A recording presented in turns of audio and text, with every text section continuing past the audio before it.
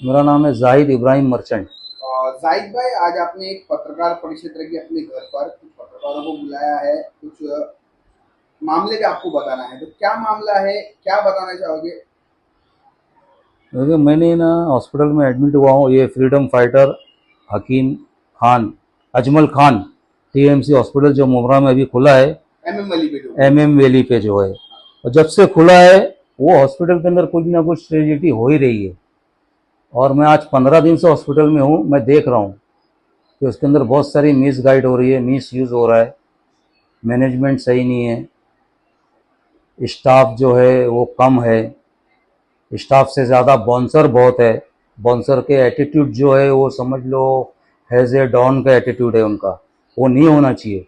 Even वो patient के साथ भी ऐसी एटीट्यूड करते हैं, रिलेटिव के साथ तो करते ही करते हैं, उनके साथ भी एटीट्यूड वैसे ही करते हैं। तो मेरा नी का ऑपरेशन था, नी का बॉल चेंज करने का था, मेरा ऑपरेशन हो गया। कब एडमिट हुए थे आप? मैं 11 जुलाई को एडमिट हुआ था और 21 जुलाई को मेरे को ऑपरेट हुआ, मेरा ओटी हुई, और 25 जुलाई को मेरी छुट्टी हुई।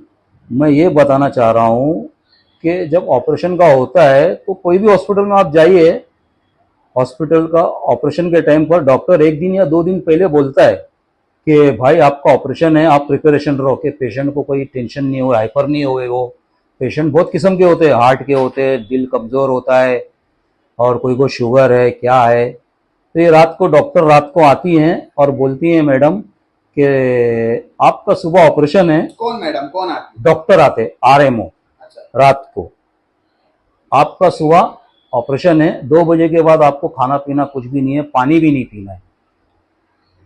तो चलिए ओके। और लेकिन ये हॉस्पिटल के अंदर मुमरा के पेशेंट नहीं है, ये भिवंडी के भी पेशेंट आते हैं, यहाँ सिल्लो के भी आते हैं, बहुत जगह के आते हैं। आप इंक्वायरी करना चाहे, आप लोग प्रेस रिपोर्टर हो, आपको मिल जाएगा कहाँ जाहिद कहाँ भाई, से लोग। मैं आपकी बात रोक के बताना चाहता हूँ कि अगर मुमरा के कोई पेशेंट जाते, कई सारे हमें फोन भी आए थे कि हम मुमरा के रशीद कंपाउंड परिसर में रहते हैं, हमारा आधार कार्ड बाहर का है, लेकिन हम रहते हैं मुमरा में है। तो अस्पताल के मैनेजमेंट का ऐसा कहना है कि सिर्फ हम लोग मुमरा की ही लोगों का ऑपरेशन या ट्रीटमेंट सब मुमरा के लोगों का ही करेंगे। बाहर का एड्रेस है, आधार कार्ड का जहाँ एड्रेस रहेगा वहीं के लोगों को करेंगे। तो आप बोल रहे कि बाहर का था, तो जी, बाहर के लोगों का कैसे ट्रीटमेंट होगा?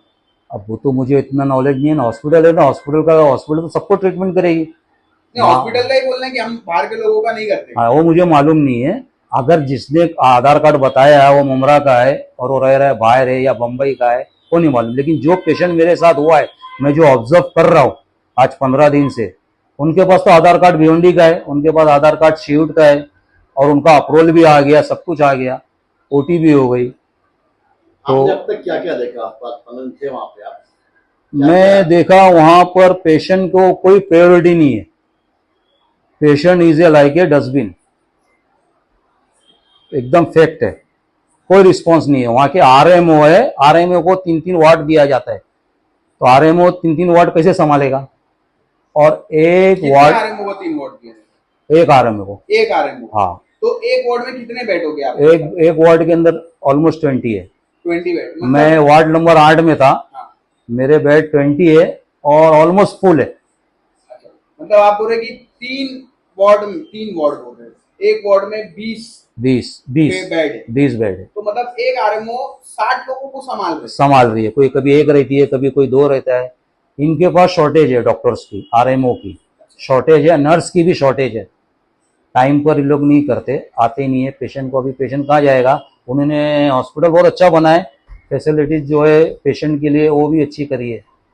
पीछे बटन दिया हुआ है नर्स को प्रेस करने के लिए, लेकिन प्रेस करते रहो तो अभी वो आरएमओ में 8 नंबर में हो, 9 नंबर मेरे बाजू में, 10 नंबर उधर है, 10 नंबर जो है वो फीमेल वार्ड है। तो इनके पास कोई एक इंडिकेटर नहीं है कि अगर मैं यहाँ बेल बजाऊं तो उनको इंडिकेट मिले। यहाँ बेल बजती रहती है, मतलब कौन से वार्ड से है उनको कुछ मालूमात नहीं होगी। और हालांकि सिस्टम मैंने देखा हूँ दूसरे हॉस्पिटलों में भी कि भाई सिस्टम है, लेकिन उनके पास एक बोर्ड है, सेंट्रल बोर्ड है, ये कौन से वार्ड से बेल आई है, कौन से बेड से आई है। तो फौरन उठ के आते हैं, नर्स आते हैं, डॉक्टर्स आते हैं, और वो बटन बंद करते हैं, तो बटन बजते रहता है।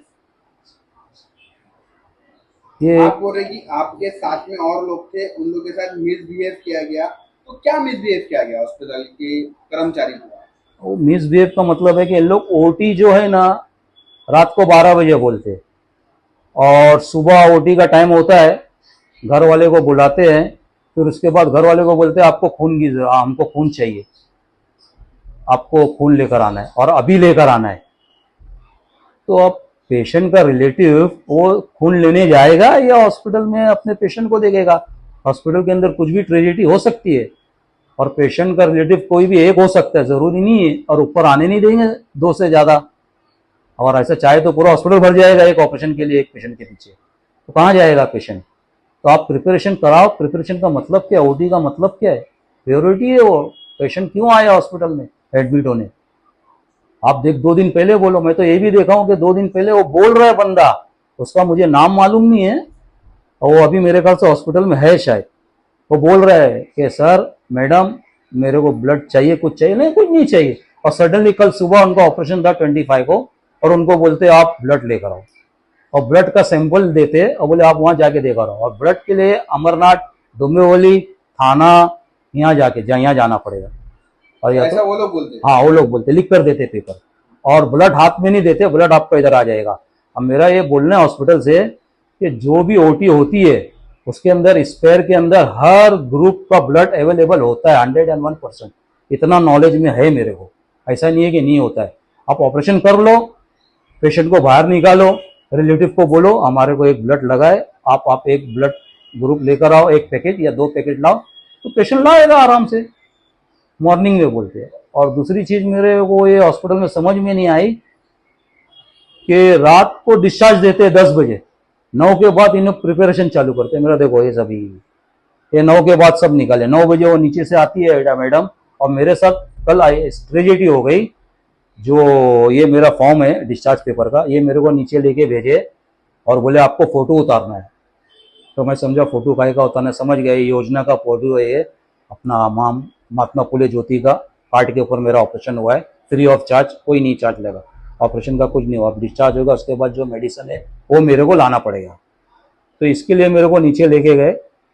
नीचे लेके जाने के बाद मैं रूम में गया तो देखा कि पूरा पानी है, बारिश हो रही है 2 दिन से हमारे पास कंटिन्यू, मुमरा में कंटिन्यू बारिश हो रही है।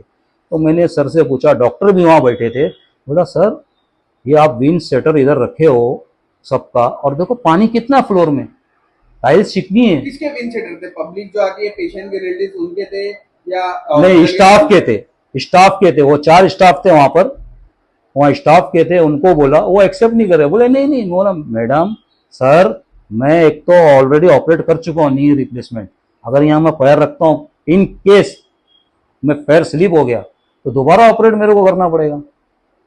फिर मैंने बाउंसर को बुलाया, एक बाउंसर बैठा था, वो वहाँ का सुपरवाइजर है शायद।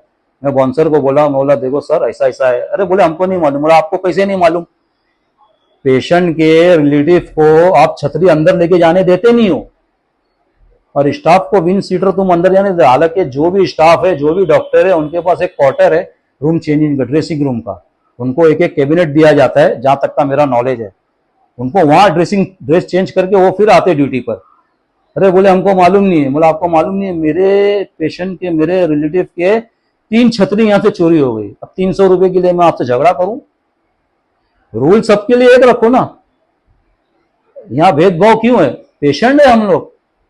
आप पेशेंट के रिलेटिव से कुछ भी आप बोल सकते हो, शायद तो रिलेटिव। आपका कहना है कि सुविधा पूरी तरीके से नहीं मिल रही है, लापरवाही बहुत हो रही है, सुविधा नहीं मिल रही है, और ये चीज बहुत कंपलसरी है, इसको इम्प्लीमेंट करना चाहिए, बहुत जरूरी। वहां के एक हेड है, वो बहुत कोऑपरेट करते हैं, 2 जन है, कोऑपरेट करते, आके बातचीत भी करते।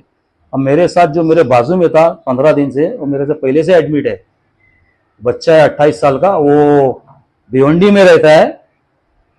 और एक तो आदमी म्यूनसिपैलिटी हॉस्पिटल में क्यों आता है? वो अफोर्ड नहीं कर सकता ऑपरेशन का, 20,000, 30,000, 50,000, इसीलिए आदमी आता है म्यूनसिपैलिटी में कि चलो गवर्नमेंट की फैसिलिटी से सरकार ने ये योजना बनाई है तो आज चलो अपन एडवांटेज उठाओ। और वो बच्चे के साथ 5 बार ओटी हुई है वो बच्चे की। बच्चे का मेरा नाम भी है, मेरे पास उसका फोन नंबर भी है, आप लोग चाहे तो फोन नंबर लेके उससे बातचीत कर सकते हो, खुलासा कर सकते हो अगर मैं झूठ बोल रहा हूं तो। वो बच्चे का 5 बार ओटी नहीं कराए, पहली बार ओटी कराए, लेके गए, बोले नहीं है, समझ रहे, सेकंड टाइम वही हो गया। और फोर्थ टाइम लेके गए उसको ऑपरेशन थिएटर में लेके गए, सुबह 9:30 बजे लेके गए उसको, शाम को 5:30 बजे बाहर निकले, ओटी नहीं किया। क्यों नहीं किया आपने? मशीनरी नहीं है। वो क्या बोलती है मैडम वहां की हेड, मैंने उनसे भी बात किया, वो बोलती है सर हमारे पास एक मशीन है, 3 हॉस्पिटल में घूमती है, एक प्लेटियम में घूमती है और एक ये इसमें आपका कलवा, और एक अपना मेरे ख्याल से इनका एक नाथ शिंदे साहब की महात्मा फूले ज्योति वहां है। उन्होंने नाम नहीं बताया, लेकिन उसके अंदर जो है, हाँ उन्होंने बोले कि हमारे पास मशीन जो है वो 3 जगह घूमती है, वो आती है। तो मैं बोला आप 3 जगह मशीन घूमती है तो आप एक दिन पहले प्रिपरेशन करते हो ना, आप ओटी का टाइम क्यों देते हो पेशेंट को?